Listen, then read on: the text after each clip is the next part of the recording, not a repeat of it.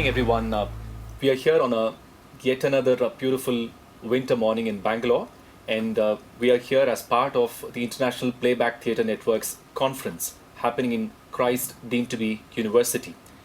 Playback theatre is a very interesting format. It uses a lot of improv mechanism wherein they draw stories from the audience and then share it back to them. So they perform it to the audience.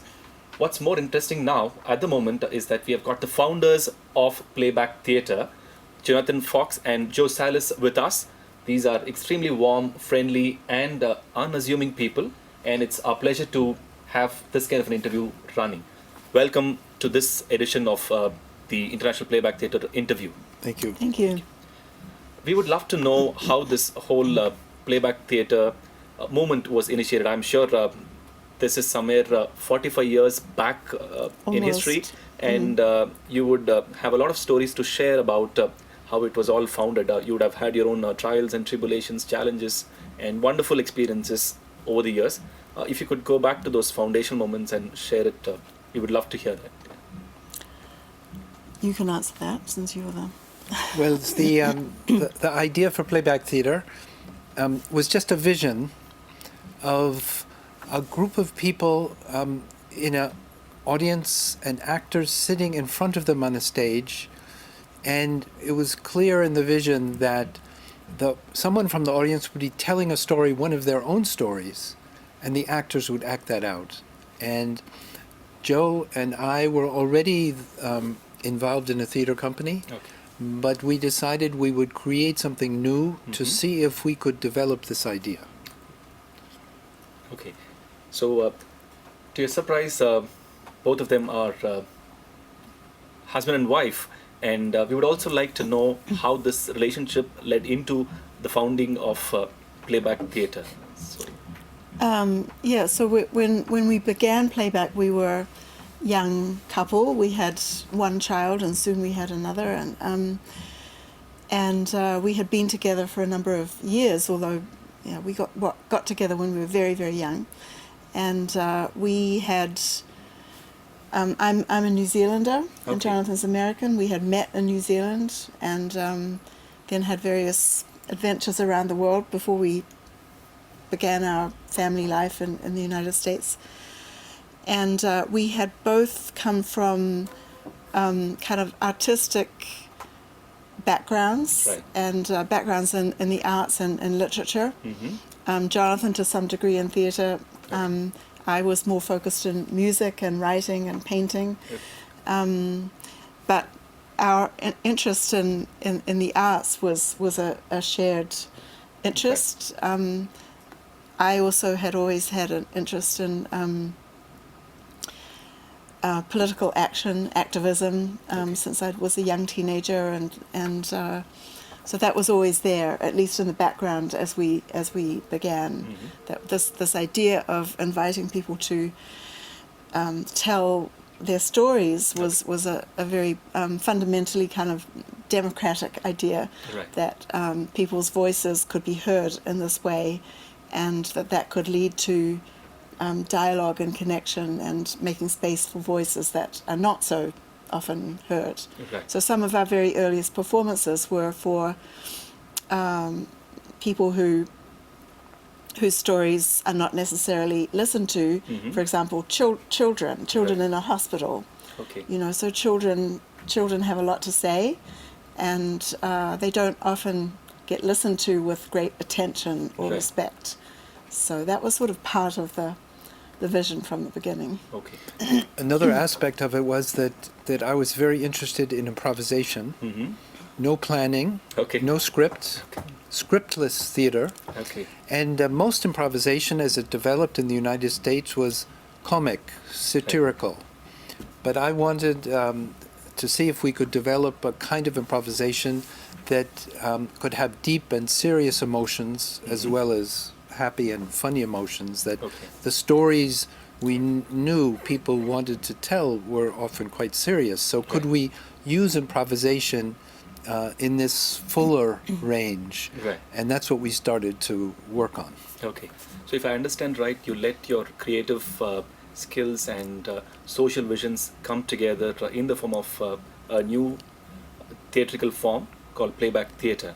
Correct. Exactly. Right. And from in the very beginning, that combination of an artistic impulse and a social impulse, if we can call it that, it attracted other people who also wanted to, express themselves artistically, but to do something beyond theatre itself.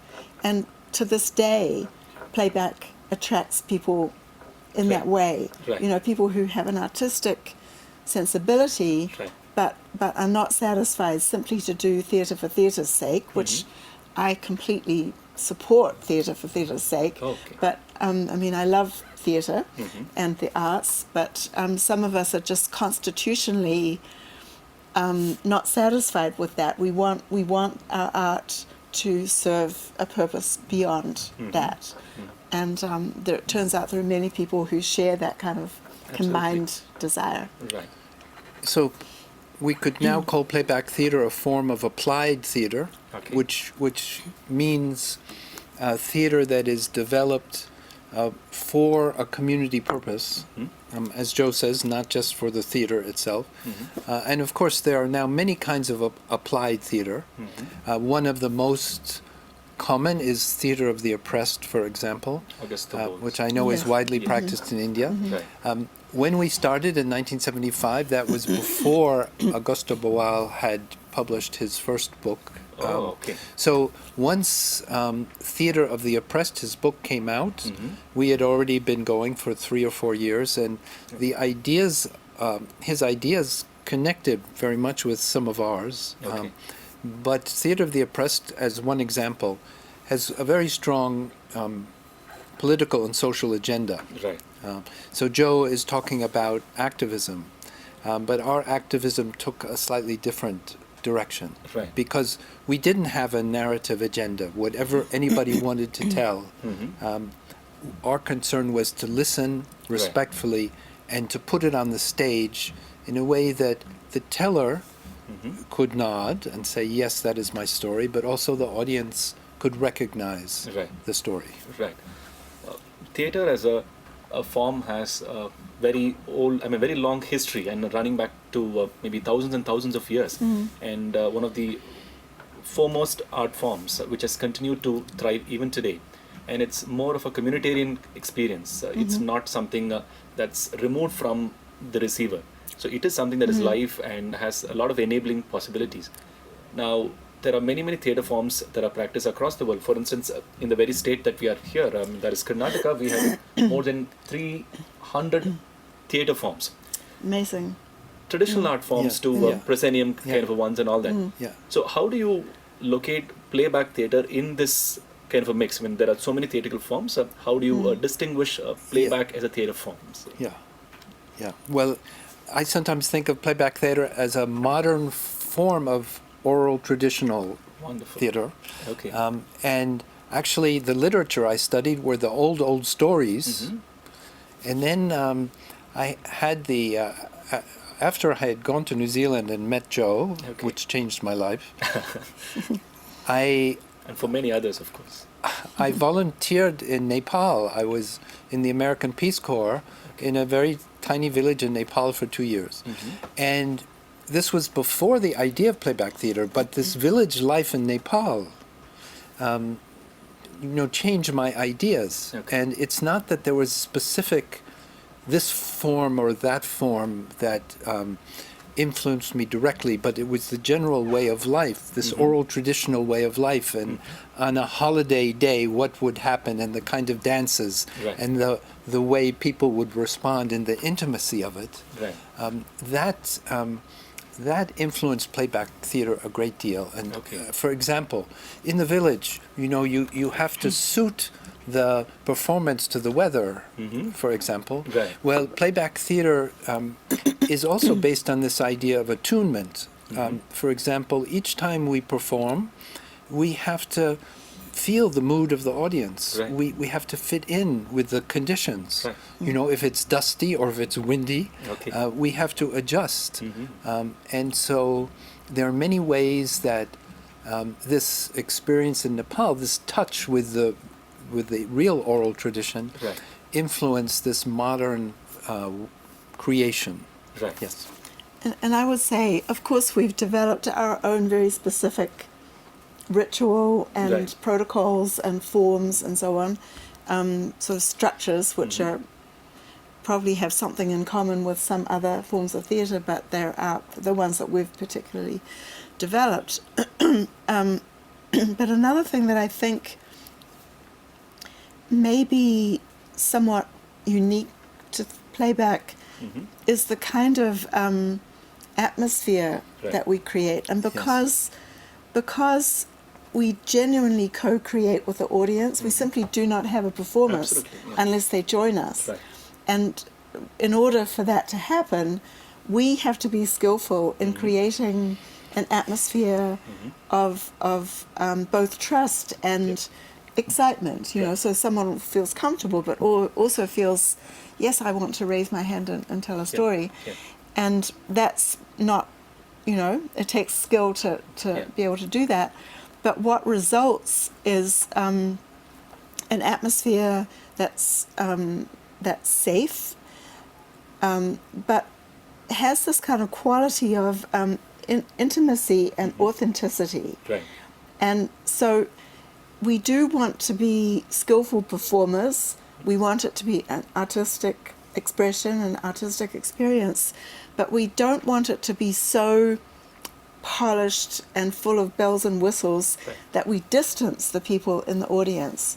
So we want them to feel like they could be us. Yep. You know, we could be them, they could be us. Yeah. And so there's a kind of informality about it, Right. which is very important. And I think it can be a trap sometimes to go too much towards Okay. high production values. Okay. You know, because in the end that will push the audience away. Right. I mean, people will just sit back and, you know, enjoy the show rather than feeling like they are integrally part of it. So it's informal in that sense, but not casual.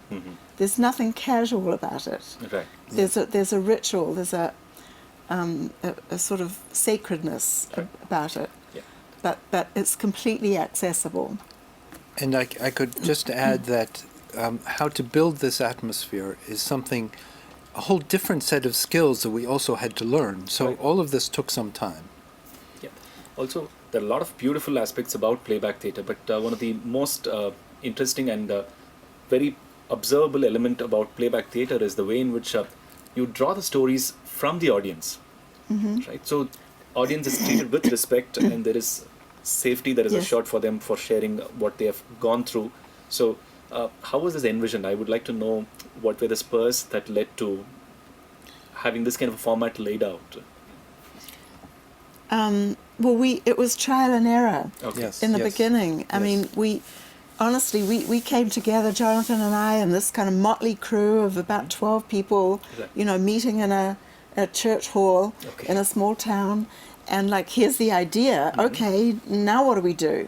You know, we just began telling each other's stories, you know, telling our own stories. And then we soon began to see what was necessary and what worked and what didn't work. We tried all kinds of things. Most of us were fairly young. Okay. It was the mid-70s. It was a crazy time.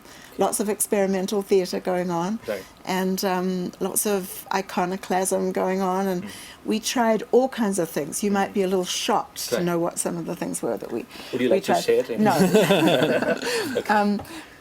But what emerged from that was forms and so on that worked. Okay. And then we also discovered, in terms of building that atmosphere with the audience, what worked.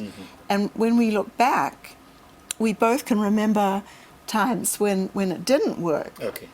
egregiously, you know, when Right. we would be challenged by someone from the audience. And looking back, it's clear that happened because we didn't yet know how to establish the safety and the sense. It's like a felt sense Right. that, informal as it seems, there are rules here. There are things that we do and there are things that we don't do. Right. And that's to create the safety. Right. And people sense that and they follow that. And we don't get that kind of, disruption Right. now Right. because we know how to create that Right. atmosphere. Yeah. But many mistakes were made along the way. Okay, it's hard to believe, considering the way in which Playback Theatre is now performed across the world, and Yes. it seems to work quite so well. I mean, it's surprising that Yes. you had to Yes. have those kind of experience, Yes. which enabled this kind of Yes. perfection Yeah. of perfecting of the Yes. whole process. And it's a very grassroots process Right. because someone saw it and then took it back to their town or their country or their city and Right. tried to do it themselves. And one comment I wanted to make is that in the very beginning, if someone told a story, and we always, even now, we will check with them afterwards. Not did we get everything, because Right. that's impossible, but did we capture the essence of what you intended to share with us? And sometimes in the beginning they would say, no, it was, you missed the important part. And then we would say, okay, we'll do it again and we can correct it. Right.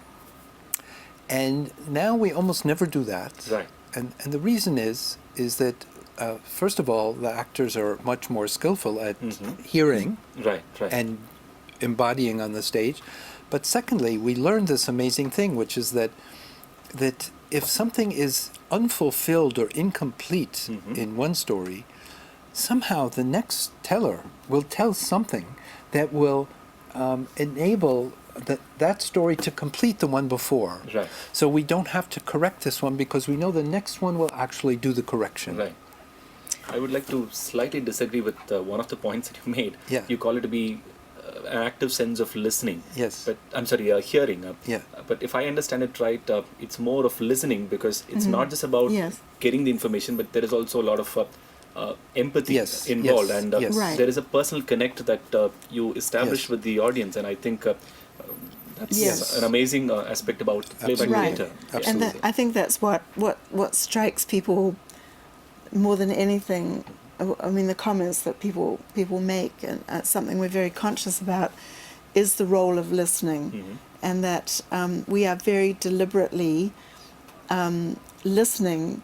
We call it whole body listening, not just with our Okay. ears, but with our literally. I mean, you sort of open your body to hearing what the teller is saying, and ideally you're not thinking, you're not planning, you're just taking it in. And it's a very rare experience in society now to be listened to in that way. And so our modeling of that helps the audience to also listen very fully to what the teller is saying. And you're right, it's not passive hearing. Right, It's right. like intentionally, I'm going to open myself Right. to what you tell us. Also- I just want to go back for a Sure, moment sure. to this question about, you said that the way playback is now, it doesn't seem like Yeah, we there were made all struggles in the these past, mistakes. yeah. But we did, because we identified what are the key things that make it work, we began teaching playback Okay. fairly early on, and that's been an evolving process. Right. But we were able to transmit what we had learnt were the key elements, Okay. so that other people didn't have to make Okay. the same mistakes. Okay. And we continue to refine that, to make it clearer and clearer, like what are the essential things we need to do for this process to work. And so that's the training aspect is very important. Okay. And this commitment to deep listening is the basis of the ethics of playback theater. And it's a commitment to human dignity. Right. And it's also really so we want everyone involved to feel positive about it. So this is very challenging. Right. It's very different from traditional theater. It's not part of the ethics of traditional theater that the actor necessarily feels wonderful afterwards. Yeah. They just have to do their show. Right. But in playback theater, we want the teller to feel positive, we want the audience to feel positive, and even the actors to feel positive. And I also feel that this commitment to deep listening, as Joe has suggested, is the root of the social activism of playback theater. Yeah. So one of the things that I'm curious to know is the way in which, as actors, people go back to kind of a neutral zone, wherein they clear off whatever clutter that is there in their mind and start looking at things in terms of what is happening at the moment, being Yes. alive to the moment Yes. and not having any preoccupied Yes. thoughts itself is a huge Yes. challenge. So, Yes. how do you train your people Yes. to get this Yes. done? Yes. Yeah, it's a probably more a question of intention than anything. So you realize when you start doing playback that that's what you need to do. That if your mind is too busy, if you're distracted, if you're even thinking about what clever thing am I going to do when I get Okay. on stage, Yep. it's a trap. Right. And you soon realize that you actually can't do a good job if you do that. So gradually people learn as they do it Right. in rehearsals or in training workshops to get to that clear place. And then you have to keep coming back to that during a performance, for example. You do a story, you're deeply involved in the story Right. might be very emotionally intense, Right. and then it's over, teller goes back to the audience. You have to let that go. Yeah, And you yeah. have to let go the worry that maybe you didn't do a good job, Yeah. and be open to the next story. So we do get quite good. It's like, a gymnast strengthening particular muscles. We get good at strengthening that muscle Okay. of emptying ourselves and being open. Okay, so there's a warming up and a warming down kind of Yes. activity that is involved with regard to playback theatre. Absolutely. Right. And Yeah. so these Mentally, these Yes, things, yeah, well, these things, preparation. Yeah. some people ask us sometimes, well, how do you practice this? Because it is so spontaneous. But what Joe's talking about is one of the things we practice. For example, how do you sit on the stage? And can you be natural but attentive? Yep. And it's not easy. And, Right. and it's easy to get distracted. It's easy to show your worry and that kind of thing. Yep. Also, the audience may not warm up to the idea of sharing some of their personal experiences with a new set of people who are there on stage. Of course, they've Right. paid and they've come to watch and all Right. that. But then, how do you initiate them to open up? I mean, that would be a challenge. Yeah. But Well, it's how do a you do process that yeah. we've learned. Okay. So we would never ask for a big story right away. Okay. We ask for lots of little small things, I won't describe all the details, but there are many aspects to it. Okay. How the actors enter, how they might introduce themselves. The music is very important. Right. So slowly, somebody who might start saying, what is this strange thing? After 25 minutes, their Okay. hand starts to go up because they can't help themselves. Okay. So it's a kind of rite of passage where Right. somebody is drawn in. Okay. Yeah. We do when the actors introduce themselves. Typically, most of the time, not always.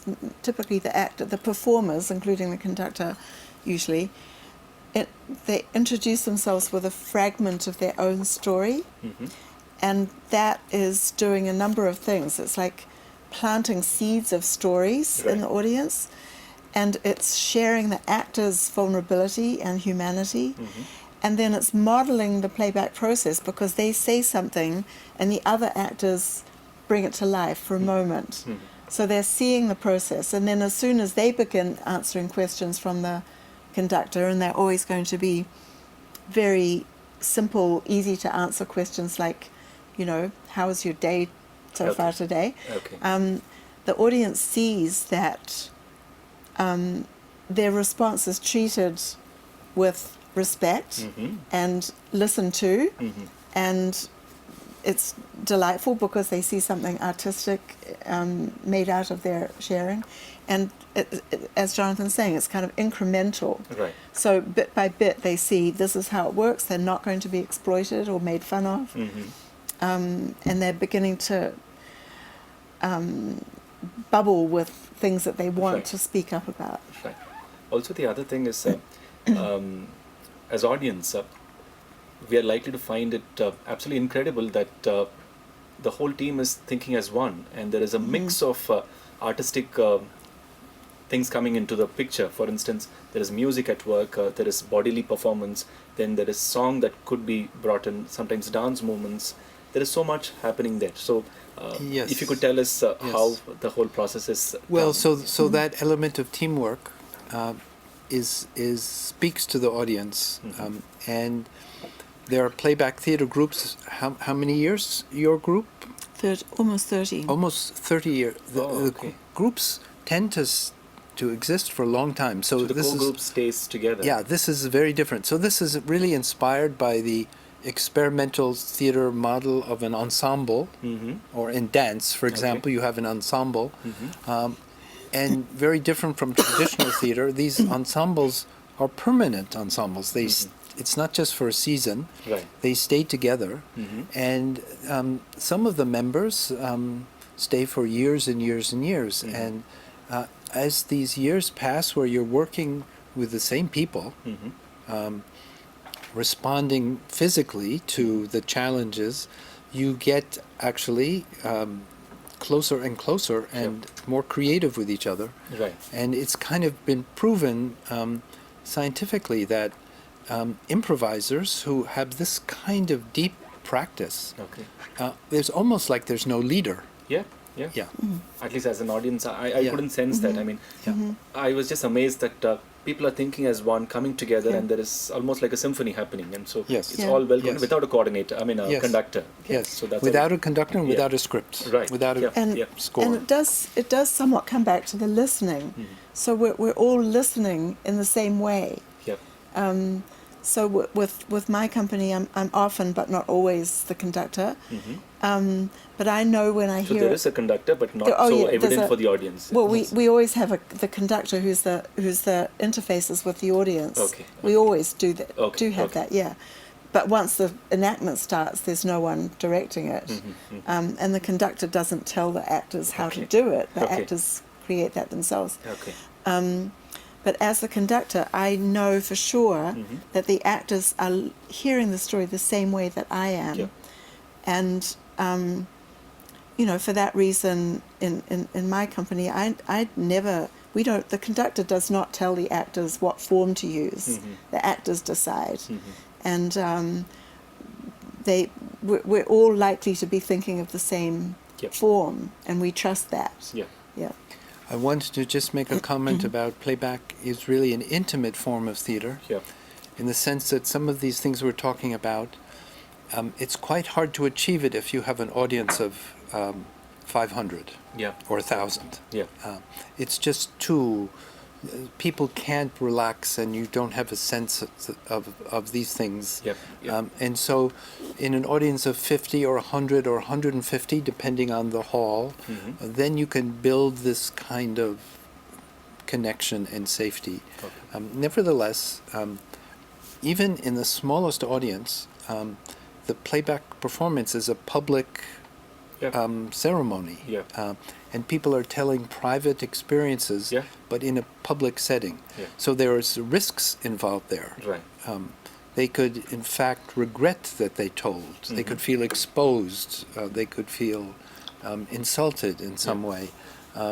But there's also the potential for healing and being a feeling of being understood and feeling not so alone. I think the connect is so well established, because I could see in some of the performances that people who have had very bad experiences in their childhood, which they haven't even cared to share with their family members or friends, are now willing to open up and share it with a public, and that to some of the strangers. And that's the amazing way in which playback seems to trigger the right kind of emotions for the right kind of objectives, of course. So go ahead. Sorry, it's very important. That's another reason why it's extremely important to have this atmosphere of intimacy and authenticity, because what we do not want is the kind of reality show, talk show atmosphere where people come and bare their soul in order to be sensational. That's not what we do, and that's not what we want. We want people to feel genuinely drawn to share something that's important to them, and that is the right time for them to do that. So someone who's been traumatized, there is a moment in their healing, there is a stage in their healing where it's the right thing to do, it's the appropriate thing to do, to share it in a public or semi-public way. I mean, this is a clinically documented that at a certain point, not right not when a trauma is fresh, but at some point, to be able to say to other people, this happened to me, Okay. and for them to get the response directly or indirectly, we hear you, Okay. we understand, this was wrong, Okay. you are right to tell us. Okay. So it's a very profound thing when that happens, but it's essential that it happens in this atmosphere of, Yeah. of authenticity and spontaneity. Are there any pros and cons? I mean, a kind of a guidelines, principles that you share with the actors, stating that these are lines that should not be crossed, and this is how we exercise our own cultural sensitivity. You would have some amount of certain guiding principles. If you could tell us what those are. Well, guidelines in a general way, Okay. but it's much too complicated to have rules Okay, in this kind of thing. But Right. for Especially example, in an artistic context. Yeah. well, this is not the artist. It involves the artistic, but it's actually questions of character. Right. So you need to be committed to your own growth as a person. So when you talk about cultural differences, Yes. if somebody, we all have prejudices. Yep. If we're not willing to kind of confront our prejudices and work through our prejudices, for sure on the stage we're going to make a mistake. Yeah. And so the people involved in Playback Theatre have a responsibility to know themselves. This is just one kind of example. To work with themselves, Right. you know. So we very consciously challenge ourselves to work on, you know, our awareness of race and racism, for example, and sexism, and Right. if we're performing for a particular population group, we take the responsibility of studying the background and Yeah. building relationships in that Yeah. community and so on. So Yeah. we take our social responsibility very Right. seriously. Yeah. There could also be other challenges that could just suddenly pop up. For instance, Sure. there are stories that you don't approve of, and which are actually, as you were referring to, racially Yes. on a yes. track that you don't approve of. And Yes. do you Okay. choose to say no to certain Okay. stories? Okay. Yeah. So Playback Theatre is based on respect. Yeah. So theoretically, we should respect this person also, even Yeah. though they may be very prejudiced or. Right. Right. But we have learned to balance respect with fairness. Fairness to not just this teller, but to everyone who's there, and Yep. even perhaps some people who are not there, so that the actors are going to enact the story. There are a number of ways we deal with it. Yeah. It's not just one way, but Yeah. one way would be to enact the story that may honor what the teller says, but also show. We're not willing to objectify a person or a Yeah. kind of person on the Yeah. stage. We're not going to be manipulated by this teller.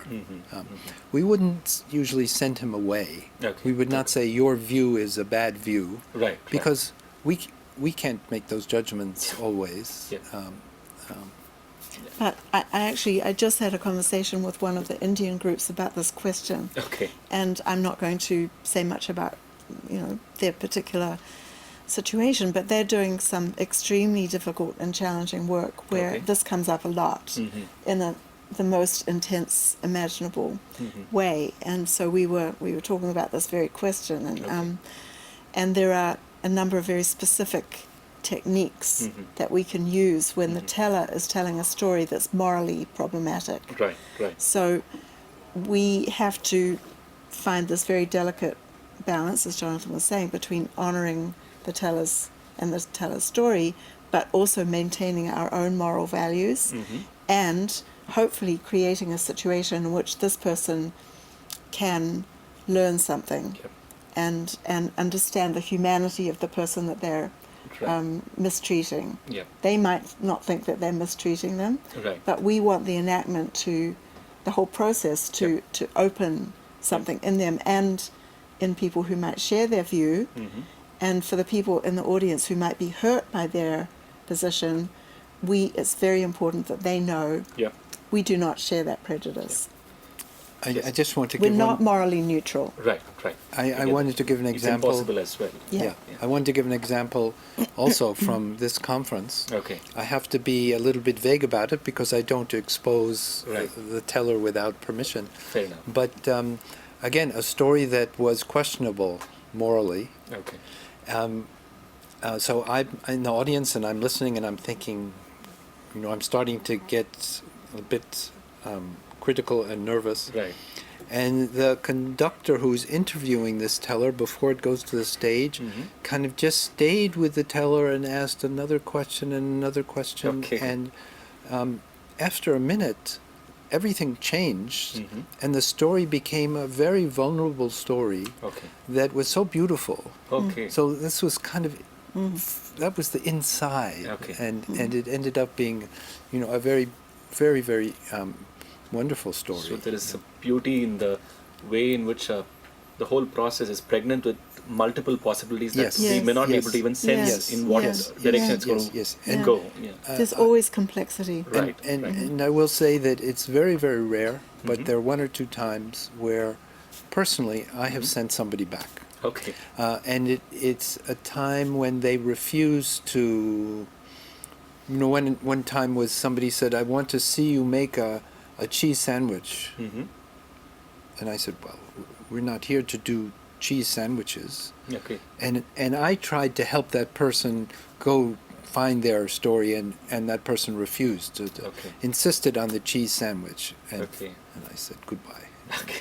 And I would say that was probably one of the examples in our early years when we hadn't yet learnt the skills to Yeah, create maybe. an atmosphere of such respect and genuineness that no one's going to do that. I mean, Yep. these days no one would do that. Yeah, But back then it was we were a little rough around the edges, Okay, and okay. and people would very occasionally, Yeah. Challenge us or Right. manipulate us, and fortunately that doesn't happen now. Yeah. So I understand that playback is played in a variety of contexts. It's played in different countries, different regions, different communities, and also in a lot of crisis contexts. Yes. So if you could Yes. enlighten us by sharing in what kind Yes. of context playback is now Yes. being.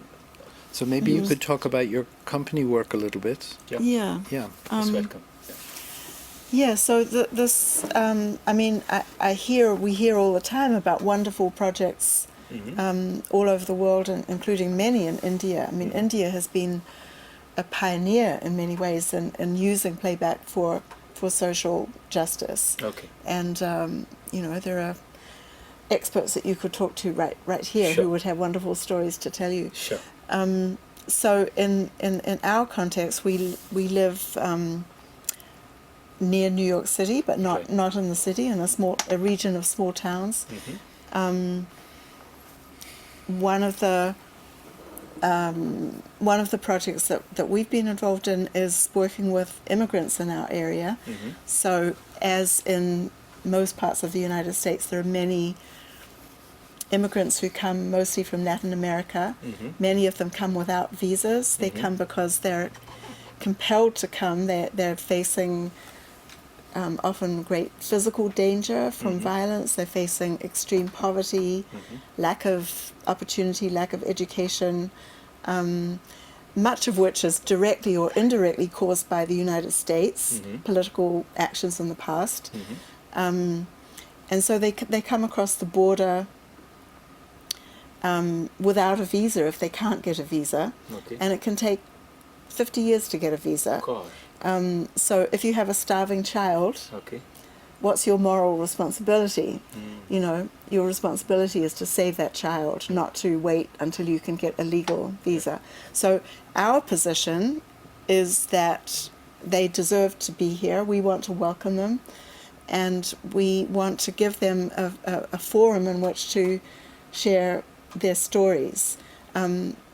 So we conceived this project a number of years ago in talking to people who ran a big government-funded preschool, and many of the parents were these immigrant parents, and so they got to know the parents, and they were very struck by how isolated they were and how difficult their lives were, and they asked us to to offer them playback, Yeah. and it ended up a project where we did 100 and something performances over a number of years. Oh, wonderful. And in preparation for that, we spent a year building relationships in the community, learning the background, the history of this situation.